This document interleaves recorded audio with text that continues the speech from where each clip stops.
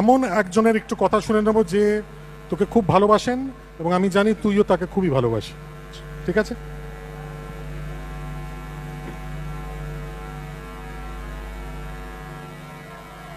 দেব, তুমি সিনেমা জগতে 20 বছরে পদার্পণ করছো, এটা খুব সুসংবাদ আমার কাছে।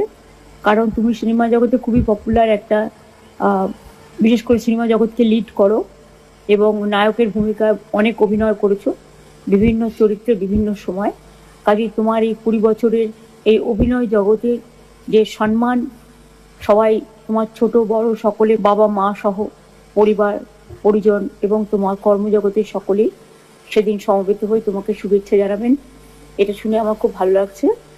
তুমি খুব ভালো ছেলে এবং খুব ভালো অভিনয় করো, এটা তো বলার অপেক্ষা রাখে না। এবং তুমি বাংলার গর্বও বটে।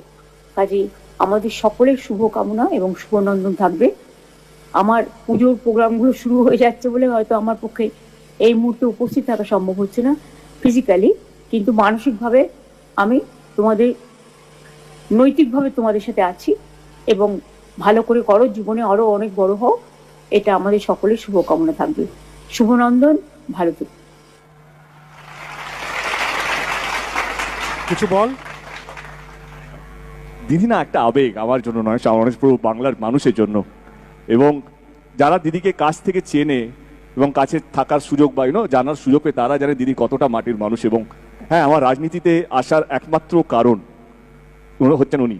এবং উনি কিছুদিন আগে বাংলা ইন্ডাস্ট্রির জন্য যে পদক্ষেপগুলো নিয়েছেন তার জন্য ওনাকে অসংখ্য ধন্যবাদ। থ্যাংক ইউ দিদি। কারণ উনি যদি পাশে না থাকতেন আমরা ধূমকেতুর সময় শো পাচ্ছিলাম না, যেভাবে নো শো শেয়ারিং থেকে আরম্ভ করে সমস্ত টেকনিশিয়ান স্টুডিও উনি বানিয়ে দিয়েছেন। তো আমি একটা পলিটিক্যাল প্রোগ্রাম বানাতে চাইছি না, কিন্তু কিছু কিছু মানুষ তারা পলিটিক্স থেকে ঊর্ধ্বে থাকে, তার মধ্যে ডেফিনেটলি ইন্ডাস্ট্রির জন্য আমি বলবো যে দিদির অবদান অনেক বেশি। ধন্যবাদ দিদি এত সুন্দর একটা মেসেজ দেওয়ার জন্য। Thank you so much.